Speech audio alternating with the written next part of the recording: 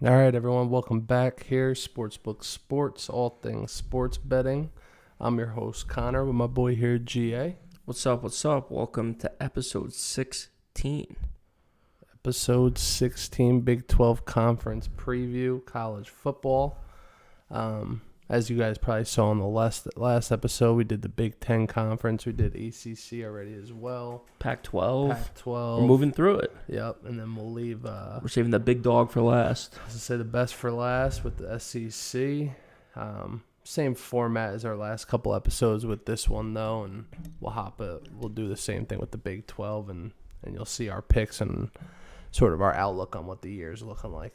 Yeah, before we get into it, SportsBook Sports is on Instagram and YouTube. Give us a like, give us a follow, and SportsBook Talks on Twitter. We mix it up there with everyone on Instagram and Twitter a lot. YouTube, we obviously post all our videos. So let us know what you guys are thinking tonight. We do the 100K challenge where we give out our picks when we don't do one of these longer episodes. But for tonight, Big 12 Conference Preview. It's going to be a great episode. Let's get into it. Yeah, let's get right into it, see where we're at. Everyone saw the social medias on there. Definitely follow those. But, Greg, let's hear what you're thinking for the Big 12. Looks like you got you got a little typo there. With the Okay, yeah. So for the Big 12, we're talking. There's really, in my opinion, I think probably in most people's opinion, two big teams that kind of kick it off and lead the top, and that's going to be Oklahoma and Iowa State. Yep. I thought I was going to be a little savvy here and go with Iowa State as my winner, but it looks like might be more like-minded they are. They're over/under on the season's 11. They have the Heisman frontrunner at quarterback. They have a pretty straightforward schedule that should be pretty good for them going into the college football playoff and to bowl season. But for Iowa State, their over/under set a little bit lower, and I think they can have just as much wins, if not more, than Oklahoma. Mm-hmm. I think that their offense and their defense both is in the top third, top 20 in a lot of metrics. Great rush defense, which I like in college football. I think that a lot of teams kind of rely on the run to kind of set the tempo for their offense. I think kind of passing wins games, but running in college football kind of gets you in rhythm to kind of let your passing attack flow. So if you can stop the run like Iowa State has been able to, I think that really helps kind of let teams not get in rhythm, not get on schedule. And then they obviously have a great pass defense too, just not as strong as their run defense. On the flip side, they have a great run attack. So I like their running back here. So I'm just trying to pull up their over/under on FanDuel. But Breece Hall is I think going to lead college football with their offensive attack. I mean, he did it again last year. So I think he's going to do it again this year. The offensive line, I think, is always good. With these Iowa guys, they always have a fairly good offensive defensive lines, good tight ends, especially good run-blocking tight ends. So I think they're going to be beefy up front. I think they're going to run the ball, like I was saying. It's going to keep them on schedule. And I think their pass attack is going to kind of take it home. As far as their schedule goes during the regular season, I think that they're just going to have a pretty straightforward first September and October. Then it gets a little tricky towards the end of the season. They have Texas at home, which is nice. I think Texas is going to have a down year. And then they're at Oklahoma. That's like legitimately, I believe, one of their only tough games that they're going to have throughout the season. Sure, there's going to be a couple close games, but I don't think they're ever really going to be in jeopardy. So I don't have them as my over-under pick, but I do like the over for them, and I do like them to win the conference outright this year.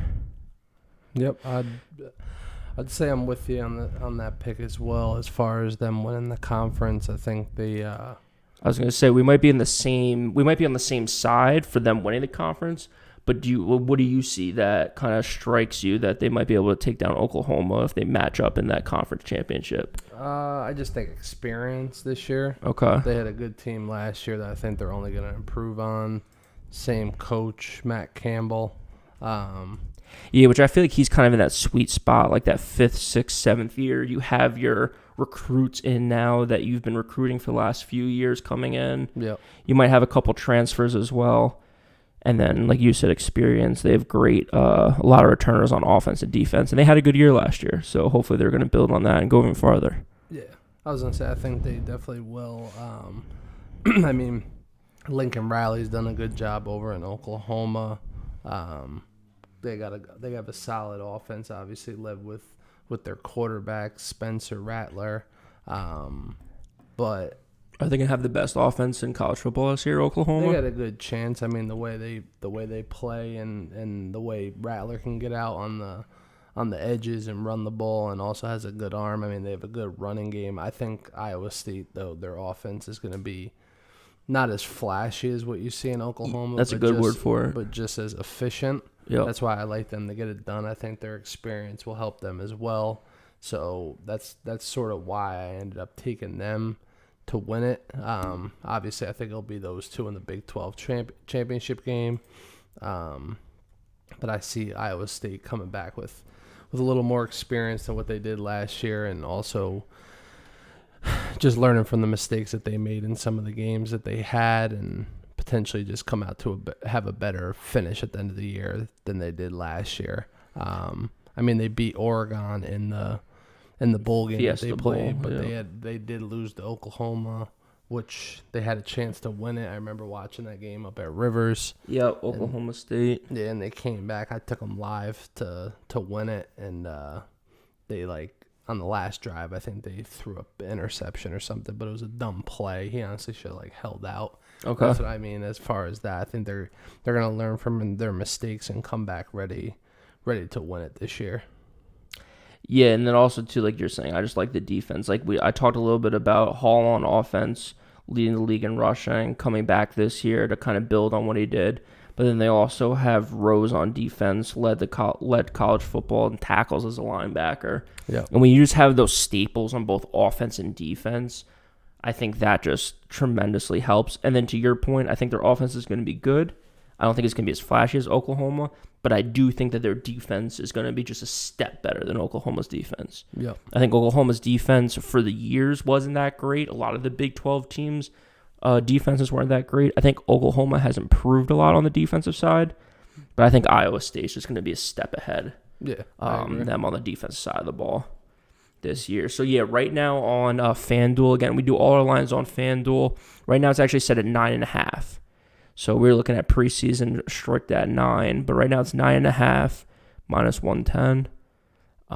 Like I said, we have different overs and unders for our picks, but that is something that I like. To win the conference, they're plus 250. I know in our previous episodes, we kind of picked conference winners, but we weren't really saying that we like to bet on any of them. Is Iowa State at plus 250 something that you would bet on? Definitely. Easily, right? Yeah, Oklahoma's minus 170. The next 2 or 3 that are up are Oklahoma State, Texas, and TCU. Yeah. So, I think Iowa State sort of goes under the radar this year. Not that they should, but I just feel like Oklahoma, with the performance they had also last year when they dominated Florida in their bowl game, I just see them, a lot of people looking to bet them, and I think that ultimately just leads to Iowa State having some juice, which I like, and just think it creates better value for them. I like that. Let's look at Heisman winners. I mean, I'm kind of riding the Iowa State thing here, so I have Hall. Usually, I mean, with all these, I like to go running back, or I like to go quarterback for him, but with Hall, I switch it up, kind of take a running back here. And right now on FanDuel, he's plus 4,000, which I don't hate. Those are kind of the odds where if you're going to take a shot on someone, I don't mind doing that at plus 4,000. I'm trying to look here. I'm trying to see if everyone else in front of him. Now there's a couple others. So most of the quarterbacks are at the top. Spencer Rattler, who we talked about at Oklahoma, he's the front runner. He's at plus 800 right now on FanDuel. But I think Hall has a chance to lead the league in rushing.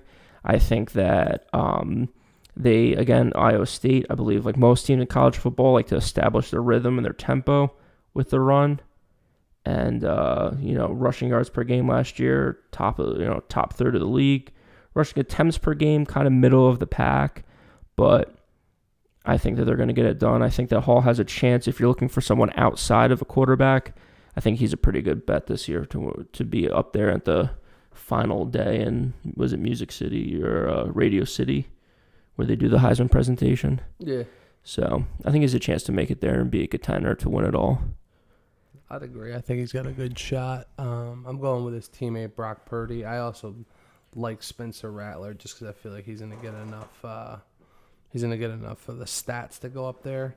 Yeah, and he's going to get a lot of press just because he's already the front runner to start the year. Yeah, but it's always tough taking the favorites. But I do like him out of the Big 12. I do like Brock Purdy as well because I feel like their offense is obviously it's a ground game where they definitely give it to Breece Hall a lot. Mm-hmm. But I feel like defenses this year are going to focus on that a little bit more, and Iowa State's going to have to learn to throw the ball and be a little bit more comfortable with that, especially on the play actions and going for the deep ball a little bit more. So that's why I think Brock Purdy has a good chance at winning the Heisman this year. If they can have an above average year and also get the statistics there that I think he can. It just helps that Breece Hall's on his team, Yeah, it's definitely going to be defense the focus. Yeah, it's going to be a good offense. So whether it's the quarterback, whether it's the running back, I mean, chances are, like as history showed us, chances are Purdy might have a better shot at being there just because he's the quarterback. Yeah. But yeah, I mean, both right there. His odds on FanDuel right now are plus 3,000, so they're literally right next to each other on FanDuel. Plus 3,000 for Purdy, plus 4,000 for Hall. So yeah, like we said, we both like Iowa State. Oklahoma, I mean, I think it's going to come down to those two. I think those are the two teams that are really going to lock in, just because we differ on this next team. So, and we actually go head to head on these overs and unders. It's crazy, but that's how it shaped out. So let's talk Texas for a little bit. Do you want to start with why you like Texas as the over, or do you want me to talk a little bit about why I like Texas as the under? I could start off with the under. I like them a lot. What are they at on FanDuel? Yeah, let's check that out. So when we were looking at it, it at 8, but it might have moved a little bit.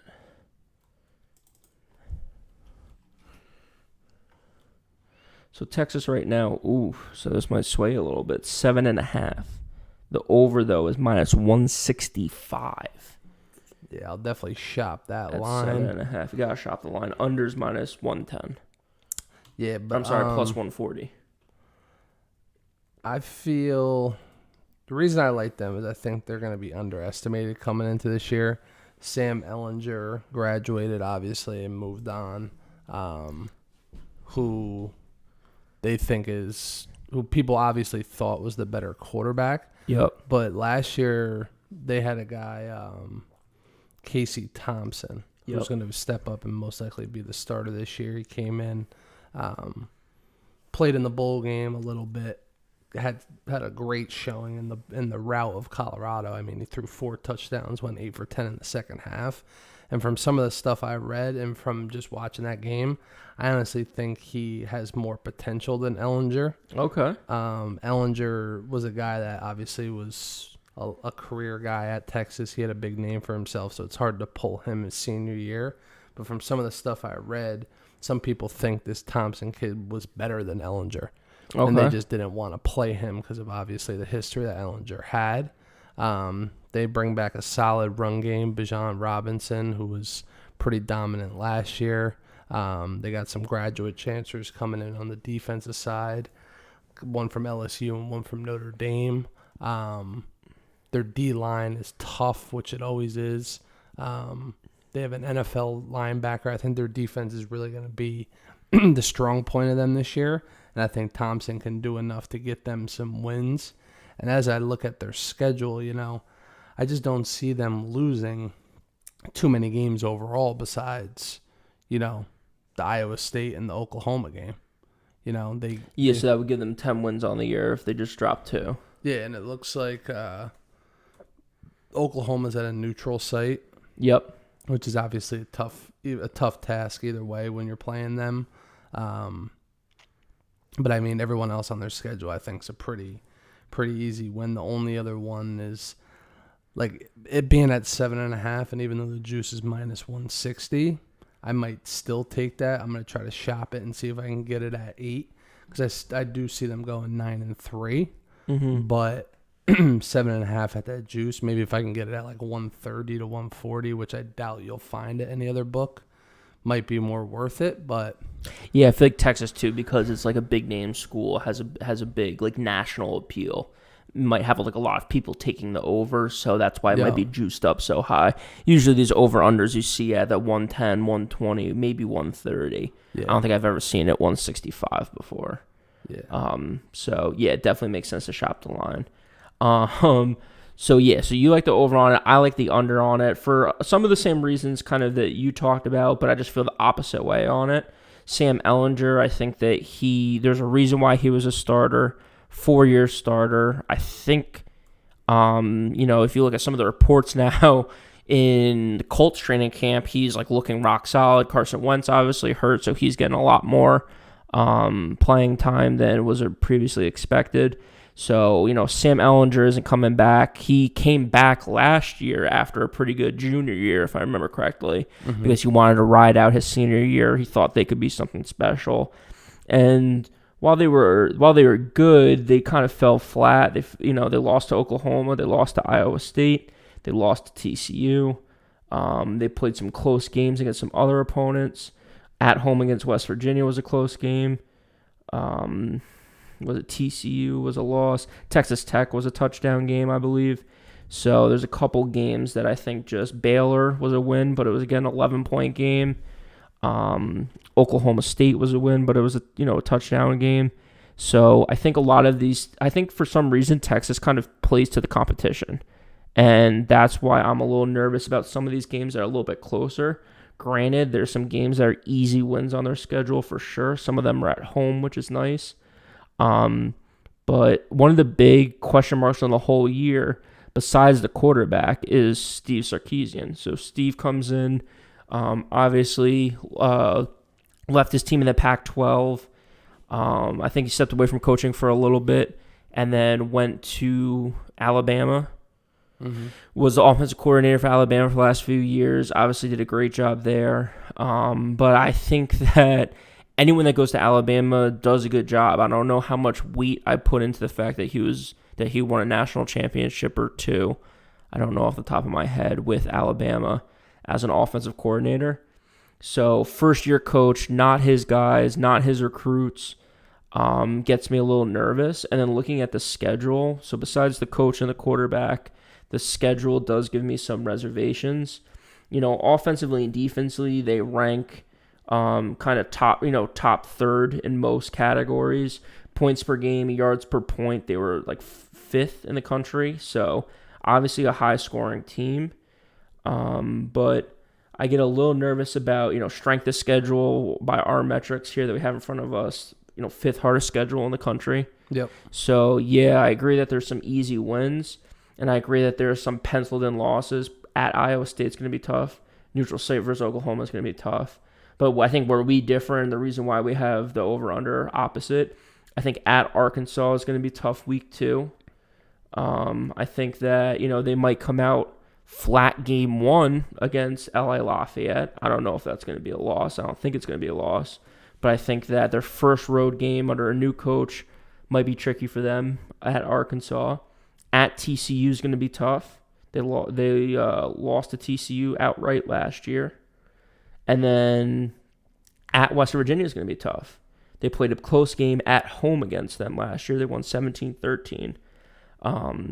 So what just worries me about them is that I think there are all their road games are tough.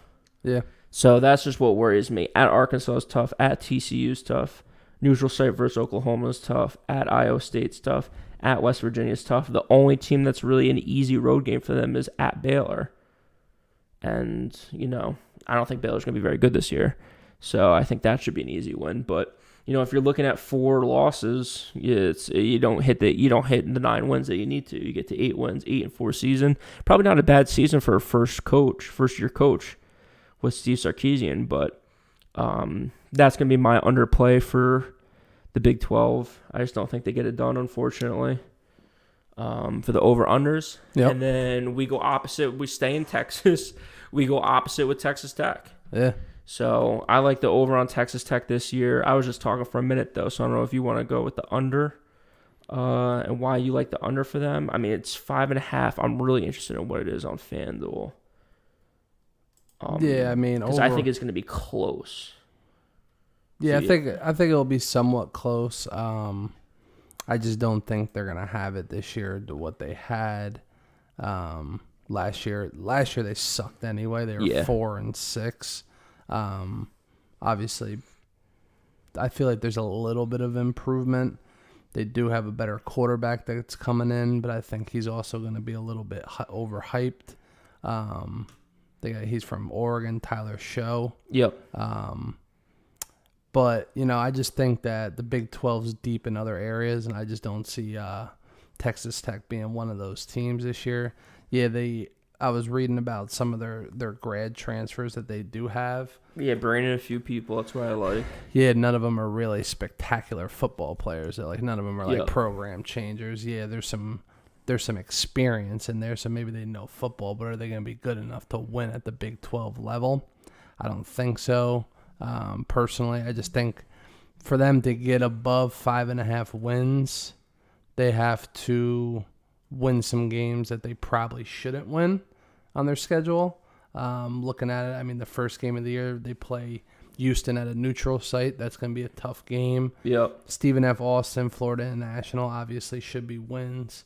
So let's say they start off 3-0. Mm-hmm. Texas, L. West Virginia, L. Home at TCU is a tough one. Yep. So I'll leave that up in the air right now. Should go to Kansas and win that. Mm-hmm. That's 4. Then the rest of the games, they're pretty much going to lose except for maybe Kansas State. Obviously, at Oklahoma's tough. Yep. Iowa State coming to them is tough. Oklahoma State at home is tough. And then they got to go to Baylor, which could be a win. And I think that gets them to 5, if I'm correct. So essentially, what they got to do, if they start off 3-0, they got to go 2-3 against TCU, Kansas, and Baylor. Kansas State, yes. Yeah. Well, and Kansas actually too. Right, and that should be an easy win at Kansas. Right, so that's where we differ, because like you said, that's 4 wins there, and then you have TCU, Kansas State, Baylor. You need 2 wins out of those 3 games. Where's 4? The first 3 games. Oh, okay. And then the only at Kansas. Houston's going to be tough, though. I don't know if you want to count that as a guarantee. I was going to say, there's 3 guarantees that I see on their schedule right now. Stephen F. Austin, Florida International, and at Kansas. Yep. And that's it. And then they got to come up with 3 other ones throughout the year. Yep. Which, that's the reason I don't like it, because I think they're going to have a tough time this year adapting with the new quarterback.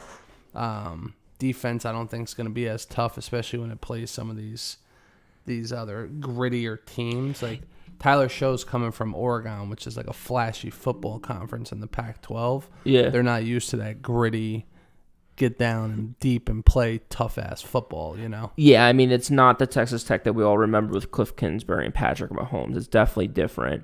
This is one of the Big 12 teams that hasn't picked up on the defensive side of the ball. Yeah. Like I was saying for a while, like the Big 12 as a whole wasn't that great on defense. Texas has picked it up. Iowa State's picked it up. Oklahoma's picked it up. Texas Tech hasn't picked it up yet. Mm-hmm. So that's definitely one of the things that concerns me a little bit, is that every game is probably going to be a shootout, and you're bringing in a new quarterback who, has limited experience with your coaching staff. Yep. But I do like, again, Matt Wells is coming into his 3rd year. I like that now in his 3rd year, chances are he's getting some of his own recruits in, some of his own people, as well as heavily utilizing the transfer portal to bring guys in.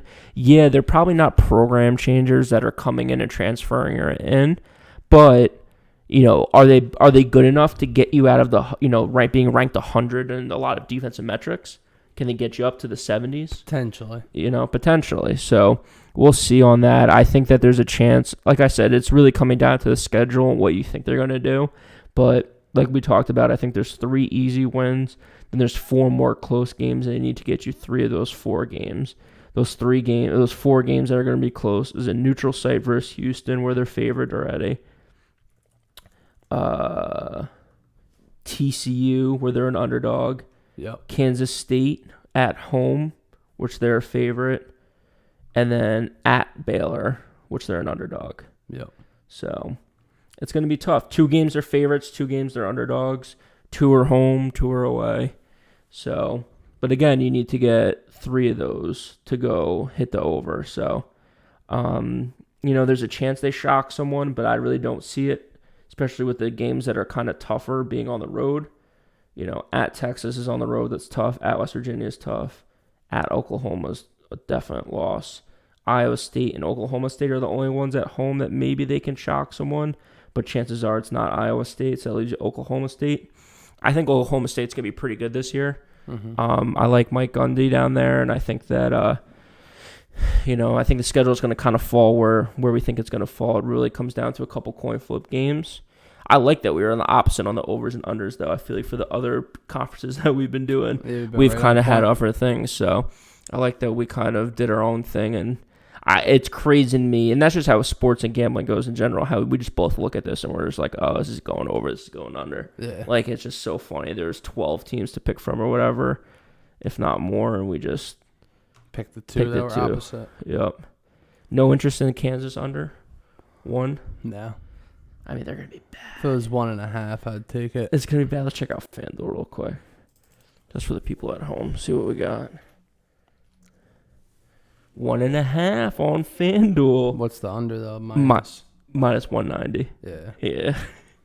So. And I would probably take the over, because who knows? They might be able to steal one from a team that's going to be trash this year in the Big 12. Over's plus 160. It's not bad value. Not bad value. Watch out, one of those teams. So, yeah, that's our Big 12 wrap-up. Again, Iowa State for the winners for both of us.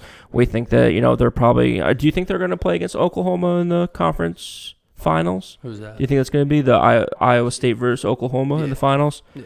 Yeah, because I know you like Texas, too. I wasn't sure if you thought Texas might be able to get there, or you think it's just Oklahoma's a step above them. Yeah, I think Iowa State and Oklahoma sweep the Big 12. The only team they lose to is possibly each the other. One, yeah. Bryce Hall, not to get confused with Bryce Hall. I wonder how many jokes of that are going to get made this year with them if he's a Heisman front runner. Brock Purdy for Connor for the Heisman pick. I like the over of Texas Tech. Connor likes the over of Texas. I like the under of Texas. Connor likes the under of Texas Tech. So we're back and forth on those. Again, SportsBook Sports. Instagram and YouTube, SportsBook Talks on Twitter. Yes, sir. That's our Big 12 wrap-up. See you guys next time. See you then.